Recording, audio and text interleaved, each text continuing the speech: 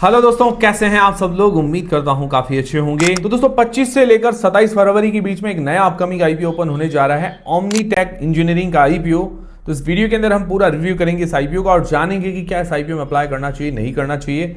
और देखिए दोस्तों, मैं सारी चीजें आपकी क्लियर करूंगा इस वीडियो के अंदर, पर डिसीजन आपको अपनी रिस्क, अपना एनालिसिस लगा के बनाना है। मेरी तरफ से कोई बाय सेल का रेकमेंडेशन नहीं होगा, ये चीज दिमाग में रखते हुए चलिएगा। हाँ, वीडियो अगर आप पूरा देखेंगे तो आपको जरूर काफी हद तक हेल्प जरूर हो जाएगी। तो सबसे पहले इस वीडियो के अंदर हम इसका एक अंदाजन ग्रे मार्केट का प्रीमियम और एंकर लिस्ट के बारे में जानते हैं। इससे हमें थोड़ा बहुत लिस्टिंग इसका अंदाजा होगा। हालांकि जीएमपी जो है एक अंदाजा होता है, इसके पूरे भरोसे नहीं रहना चाहिए, बट क्या है कि रेफरेंस के लिए, मार्केट के लिए जानना भी जरूरी है। अभी लगभग जो जीएमपी बता रही है 6% के आसपास, यूं मान के चल सकते हैं लगभग 15 रुपए पर शेयर के आसपास डिमांड चल रही है। तो डिमांड अभी देखा जाए तो वैसे काफी कम है। मैं मिनिमम क्राइटेरिया लेके चलता हूं कि 20% हो तो ठीक है।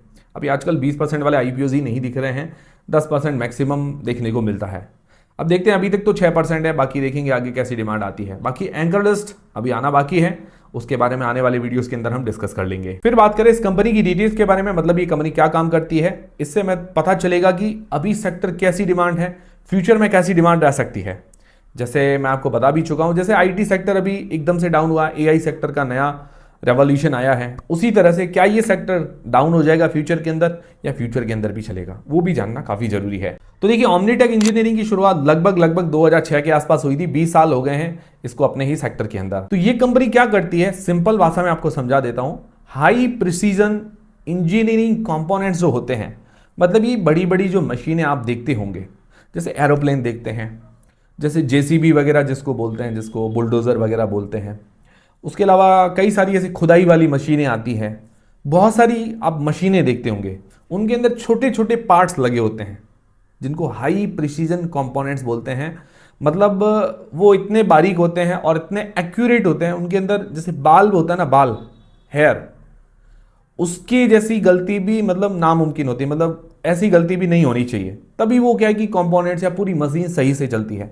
तो उस तरह के हाई प्रिसीजन कंपोनेंट्स बनाती है, बाल के बराबर भी इनमें गलती नहीं होती है। अगर वो गलती होती है तो क्या है कि मशीन पूरी खराब हो जाती है। अब ये जो प्रोडक्ट बनाती है 3 ग्राम से लेकर 500 किलो तक, मतलब इतना छोटे से छोटा प्रोडक्ट है जो 3 ग्राम तक का भी होता है, और बड़े से बड़ा जो इक्विपमेंट प्रोडक्ट बनाती है वो 500 किलो तक बाकी तक का भी हो सकता है। और जो इनकी लंबाई चौड़ाई जो भी कहें, जो 0.2 सेंटीमीटर से लेकर 10 मीटर तक भी होती है, मतलब छोटे से लेकर बड़ा प्रोडक्ट तक ये सारे बनाती है। ये जो प्रोडक्ट्स हैं वो कहाँ का काम आते हैं, जैसे ऑयल एंड गैस सेगमेंट के अंदर क्या काम आता है कि जैसे ऑयल निकल रहा है जमीन से, तो सक्शन होता है ऑयल ऊपर खींचने के लिए, तो वॉल्स वगैरह लगते हैं, छोटे छोटे कंपोनेंट्स, प्रेशर सक्सर के लिए वॉल वगैरह होते हैं, वो छोटे छोटे कंपोनेंट्स बनाती है। ठीक है कि एकदम प्रेशर आए तो वो टूटे ना, तो वो भी मजबूती के लिए भी देखना पड़ता है। फिर उसके अलावा मोशन कंट्रोल एंड ऑटोमेशन, जैसे हाइड्रोलिक होता है, कोई भी देखिए बड़ी बड़ी जेसीबीज वगैरह होती है जिसको बुलडोजर वगैरह बोलते हैं, तो वजन खींचने के लिए ऊपर नीचे के लिए हाइड्रोलिक होता है, हाइड्रोलिक सिस्टम, जिससे क्या है कि ऊपर नीचे एकदम से आसानी से होता है। जैसे एक स्विच दबाया तो एकदम से ऊपर चला जाता है, बुलडोजर का जो भी इक्विपमेंट होता है, फिर नीचे आ जाता है, तो वो हाइड्रोलिक सिस्टम चाहिए होता है। फिर मोटर्स, ड्राइवर्स के लिए मतलब ये छोटे छोटे पार्ट्स बनाती है। उसके अलावा जो इंडस्ट्रियल इक्विपमेंट होते हैं, हैवी मशीनरीज होती है, उनके लिए पार्ट्स बनाती है। उसी के साथ एरोस्पेस और डिफेंस सेक्टर के लिए, मतलब जो एरोप्लेन वगैरह के अंदर छोटे छोटे पार्ट्स लगते हैं, जैसे अभी आप देख लीजिए, जैसे एयरपोर्ट पर मतलब एरोप्लेन की लैंडिंग होती है, तो लैंडिंग के अंदर क्या होता है कि भाई उसके नीचे आप देख सकते हैं टायर वगैरह लगा होता है, ठीक है ना, तब वो खुलना करना और लैंडिंग होना, तो जो टायर वगैरह लगे होते हैं और एकदम से ज़मीन पे टकराता है, तो ये सारी चीज़ें जो मैकेनिज्म होता है उसके अंदर भी छोटे छोटे पार्ट्स लगे होते हैं, तो वो भी ये मैन्युफैक्चर करती है, डिफेंस सेक्टर के लिए करती है। मतलब ये मैं आपको एग्जाम्पल के लिए समझा रहा हूँ। तो बहुत सारे ऐसे छोटे छोटे पार्ट जो हैं बहुत जगह काम आते हैं। अब ये ओवरऑल सेक्टर काफ़ी बढ़िया है, इसके सेक्टर की शेयर्स ने काफ़ी अच्छा रिटर्न पे बना के दिया, जो अदर जो कंपनियां हैं। ये कैसा बनाएगी ये आगे पता चल जाएगा। अब इसका जो रेवेन्यू ब्रेकअप अगर देखते हैं, तो एनर्जी सेगमेंट जो ऑयल एंड गैस वगैरह है, वहां से 42% का रेवेन्यू जनरेट होता है। मोशन कंट्रोल एंड ऑटोमेशन, मतलब जो हाइड्रोलिक वगैरह है, वहां से 35% का रेवेन्यू जनरेट होता है। बाकी जो इंडस्ट्रियल इक्विपमेंट्स वगैरह होते हैं, जो हैवी मशीनरीज हैं, वहां से 20% का रेवेन्यू, और कुछ अदर्स मतलब वहां से लगभग 1.82% का रेवेन्यू जनरेट होता है। बाकी इसका ज्यादातर जो रेवेन्यू है एक्सपोर्ट से आता है, यूएसए, यूएई जैसी कंट्रीज हैं, वहां से 75% का, इंडिया से लगभग 25% का रेवेन्यू जनरेट होता है। लगभग अप्रॉक्स बता रहा हूं आपको। बाकी मार्केट शेयर की बात करें कि भाई ये जितने भी ऐसे चीजें सेल होती है उसके अंदर इसका मार्केट शेयर कितना है, तो देखिए ये एग्जैक्टली तो एकदम से दिया हुआ नहीं है कि भाई मार्केट शेयर कितना है, बट हाँ ये कंपनी एक अच्छी पोजीशन रखती है अपने सेक्टर की शेयर के अंदर। जैसे इस तरह की बहुत सारी कंपनियां लिस्टेड भी है, जैसे आज़ाद इंजीनियरिंग है, यूनिमैक एरोस्पेस है, ये पिछली कंपनी आई थी आपको याद होगा।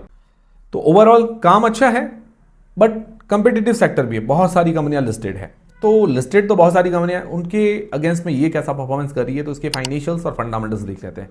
फाइनेंशियल्स जरूरी है कि कंपनी प्रॉफिट के अंदर है या लॉस के अंदर, वो जानना जरूरी है। तो देखिए ये जो इसके फाइनेंशियल्स दिए गए 2023 2025 तक और सितंबर 2025 मतलब FY26 के लिए हुए हैं। एसेट्स के अंदर साल दर साल ग्रोथ है, लगभग 4 टाइम्स 4 गुना जैसी ग्रोथ है। रेवेन्यू के अंदर भी साल दर साल ग्रोथ देखने को मिल रही है, लगभग 2 टाइम्स जैसी ग्रोथ है। FY24 में हल्का सा डिप था, मतलब ज्यादा नहीं था, मतलब आप सिमिलर टाइप का कह सकते हैं। प्रॉफिट आफ्टर टैक्स उसके अंदर भी साल दर साल ग्रोथ है, पर FY24 के अंदर हल्का सा डिप देखने को मिल रहा है। उसका बड़ा रीजन है कि इसके वो जो डेट है, मतलब ये जो कॉस्ट पड़ रहा है इसका ब्याज वगैरह, ये भारी बढ़ता है। इसके कारण क्या है कि प्रॉफिट्स पर इफेक्ट देखने को मिलता है। प्रॉफिट मार्जिन निकालें तो 2023 के अंदर 17.57%, 2024 के अंदर 10.3%, 2025 के अंदर 12.5% जैसे प्रॉफिट मार्जिन है। मतलब मार्जिन तो ठीक है, मतलब खराब नहीं है। और 6 महीने के अभी ये 11.7%। नेटवर्थ इसकी बड़ी है, रिजर्व्स इसके हाथ में 177 करोड़ रुपए के हैं। बोरिंग्स भी इसके ऊपर बड़ी है, 382 करोड़ रुपए के आसपास की बोरिंग्स है, जो कि ज्यादा है। डेट टू इक्विटी रेशियो अभी 1.65 का निकल कर आता है, बहुत ज्यादा है। 1 से कम होना चाहिए, मतलब 0.5 से भी कम होना चाहिए एक अच्छी कंपनी के लिए। तो 1.65 बहुत ज़्यादा है। हालांकि आईपीओ के पैसे से अपना डेट पे करेगी कुछ 50 करोड़ रुपए, ज़्यादा नहीं, बट उससे ज़्यादा इंपैक्ट नहीं पड़ेगा। आईपीओ के बाद भी 1 से ज़्यादा का डेट टू इक्विटी रेशियो रहेगा, ये थोड़ा नेगेटिव है। अभी जो 2024 के अंदर ये बोरोइंग कॉस्ट जो होती है, जो इसके ब्याज वगैरह पड़ता है, वो भारी होने के कारण इनके प्रॉफिट पर भी इंपैक्ट देखने को मिला था।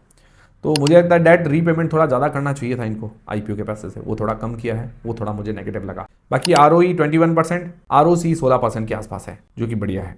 ओवरऑल अगर देखा जाए तो फाइनेंशियल ठीक है, बट डेट इसके ऊपर ज़्यादा है, तो वो थोड़े फाइनेंशियल्स को वीक कर लेता है। अब इसकी वैल्यूएशंस देख लेते हैं। वैल्यूएशंस देखिए, सस्ती महंगी क्या दे रहे हैं वो देखना जरूरी है। तो इसका PE 53 का निकल कर आता है, और अदर कंपनीज का PE 56 से 428 के बीच में निकल कर आता है। तो वैल्यूएशंस वाइज PE वाइज देखें तो वैल्यूएशन सही नजर आती है। प्राइस टू बुक इसका 11 का है, जो कि थोड़ा सा ज्यादा नजर आता है। PE वाइज वैल्यूएशंस ठीक है, और रेवेन्यू वाइज देखें तो ज्यादा कोई छोटी कंपनी नहीं है। जो यूनिमैक एरोस्पेस, जैसे आजाद इंजीनियरिंग, इस तरह की कई सारी कंपनियां लिस्टेड है। तो ये हो गए इसके फाइनेंशियल्स और फंडामेंटल्स। अब दोस्तों आईपीओ की डिटेल्स के बारे में जान लेते हैं। तो आईपीओ 25 से 27 फरवरी के बीच में ओपन रहेगा, और इसकी जो लिस्टिंग डेट है 5 मार्च को, और ये फेस वैल्यू 5 रुपए पर आ रहा है। इसका प्राइस बैंड रखा गया 216 रुपए से लेकर 227 रुपए के बीच में। 66 मतलब 66 शेयर्स का ही लॉट है, और टोटल इश्यू साइज है 583 करोड़ रुपए का। मतलब ज़्यादा बड़ा भी नहीं है, ज़्यादा छोटा भी इश्यू साइज नहीं है। बाकी जो क्लीन मैक्स को छोड़ के अदर कंपनीज देखे तो उनका इश्यू साइज काफ़ी छोटा है। फ्रेश इश्यू है 418 करोड़ रुपए के, जिसके अंदर 50 करोड़ तो अपना डेट पे करेगी, 132 करोड़ रुपए एक मैन्युफैक्चरिंग फैसिलिटी के अंदर लगाएगी, और 100 करोड़ रुपए दूसरी मैन्युफैक्चरिंग फैसिलिटी के अंदर लगाएगी। बाकी 18 करोड़ रुपए के आसपास रूफटॉप सोलर और कुछ और कंपनी के खर्चों के अंदर ये काम में लेने वाली है। बाकी कुछ जनरल कॉर्पोरेट पर्पस में पैसा काम में आने वाला है। OFS 165 करोड़ रुपए का है। प्रमोटर की हिस्सेदारी पहले 94% की, बाद में 74% रह जाएगी। तो मतलब प्रमोटर की होल्डिंग काफी अच्छी रहेगी। मार्केट कैप 2800 करोड़ रुपए के आसपास का है, मतलब स्मॉल कैप है, बट इतने ज्यादा कम भी मार्केट कैप नहीं है कि भाई ज्यादा रिस्की हो, ठीक ठीक मार्केट कैप। रिटेल पोर्शन इसके अंदर 35% का है। तो ये है कंप्लीट आईपीओ की डिटेल्स। अब सबसे मेन सवाल यह है कि क्या आईपीओ में अप्लाई करना चाहिए, नहीं करना चाहिए, करें तो लिस्टिंग इसके हिसाब से, लॉन्ग टर्म के हिसाब से। देखिए मैं सारी चीज़ें क्लियर करूंगा। डिसीजन आपको अपनी रिस्क, अपना एनालिसिस लगा के बनाना है। मेरी तरफ से कोई बाय सेल का रिकमेंडेशन नहीं है। और देखिए दोस्तों, टेलीग्राम, इंस्टाग्राम, व्हाट्सएप, फेसबुक और फ्री में डीमेट अकाउंट, सबके लिंक आपको डिस्क्रिप्शन के अंदर मिल जाएगी, ज्वाइन करके रख लीजिए। सबसे पहले जो लोग लिस्टिंग इसके हिसाब से अप्लाई करना चाहते हैं, तो जनरली हम हमारे 4 पैरामीटर्स देखते हैं। नॉलेज, जैज या जैज पैरामीटर, सिर्फ रिस्क मापने के लिए और अभी की कंडीशन में डिमांड देखने के लिए, उसके अलावा कुछ नहीं है। तो अभी की जो GMP बता रही है, GMP लगभग 6 से 7% के बीच में, बहुत कम है। तो अभी मैं 0 पॉइंट GMP में देना चाहूंगा। वैल्यूएशंस अगर इसकी देखें तो PE वाइज तो बराबर वैल्यूएशंस नजर आती है, मतलब इसमें ज़्यादा कोई दिक्कत वाली बात नहीं है। तो वैल्यूएशंस में मैं पूरा 1 पॉइंट देना चाहूँगा। फिर बात आती है एंकर लिस्ट और सब्सक्रिप्शन की, तो वो आना बाकी है, उसके बारे में भी डिस्कस कर लेंगे। थोड़ा अभी हमें वेट कर लेना चाहिए एक आध दिन का, कि भाई एग्जैक्ट डिमांड कैसी आती है, एंकर लिस्ट कैसी आती है, उस पर थोड़ी चीज़ें और क्लियर हो जाएगी। बाकी अभी के लिए एक अट्रैक्टिव कंपनी तो है। लॉन्ग टर्म के लिए इसके पॉजिटिव्स नेगेटिव्स देख लेते हैं। पॉजिटिव में ये है कि इसका सेक्टर अच्छा है, छोटे से लेकर बड़े पार्ट्स सारे बनाती है, और इस सेक्टर्स के जो शेयर्स हैं उन्होंने अच्छा परफॉर्मेंस किया, अच्छे चले हैं। कि वैल्यूएशंस अपने सेक्टर के मुकाबले जो कंपनियां उनसे सही लेकर आई है। रेवेन्यू प्रॉफिट के अंदर इसने अच्छी ग्रोथ दिखाई है, मार्जिन्स वगैरह भी ठीक है। फ्रेश इश्यू का पोर्शन ज्यादा है, जिससे कुछ अपना डेट पे करेगी, कुछ कंपनी की ग्रोथ में पैसा काम में आने वाला है, ये अच्छी बात है। और अभी इन हैंड 1764 करोड़ रुपए के ऑर्डर्स हैं, ये भी अच्छी बात है, ऑर्डर्स होना भी जरूरी। नेगेटिव्स क्या है?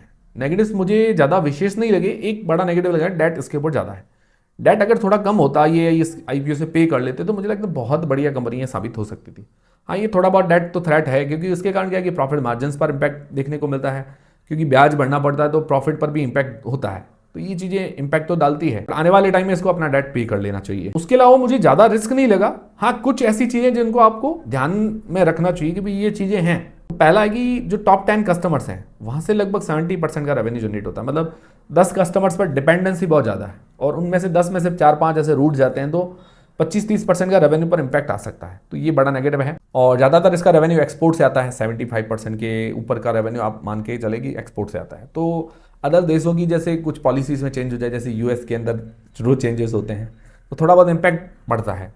हालांकि ये नोटिस में करने जैसी चीज़ें, ज़्यादा बड़ा रिस्क नहीं है। फिर ऑर्डर बुक ऐसा होता है कि कभी कभार ऑर्डर के पड़े होते हैं बट कभी कभार कैंसिल हो जाते हैं, या कोई मतलब एक आधा ऑर्डर कैंसिल हो जाता है, तो इस तरह का इंपैक्ट भी देखने को मिलता है। तो ये जो 3 चीज़ें बताई मैंने नोटिस करने जैसी, बाकी बड़ा रिस्क एक डेट है, वो पूरा करती तो मुझे लगता है ज़्यादा दिक्कत वाली बात नज़र नहीं आ रही है। ओवरऑल यही कंक्लूजन है कि भाई डेट पे करे तो मुझे लगता है एक अच्छी कंपनी साबित हो सकती है। सेक्टर्स के शेयर्स ने अच्छा परफॉर्मेंस किया भी है, बाकी सारे इसके फैक्टर्स अच्छे नज़र आ रहे हैं। डेट बड़ा थ्रेट है। बाकी चीज़ें जो मैंने ध्यान में रखने योग्य आपको बता दी है, वो भी दिमाग में रखते हुए चलिएगा कि भाई ये चीज़ें भविष्य में कुछ हो सकती है। बाकी पर्सनली मुझे लॉन्ग टर्म लिस्टिंग इस दोनों के हिसाब से अच्छी कंपनी नजर आ रही है, ज़्यादा खराब नहीं है, अच्छी कंपनी कह सकते। बाकी देखिए, देख के थोड़ा वेट करके बाकी सारे फैक्टर्स देख के आप जीएमपी वगैरह रेगुलर अपडेट रह के वो सारी चीज़ें देख के अप्लाई करना चाहिए। जल्दबाजी आपको नहीं करनी चाहिए किसी भी आईपीओ में।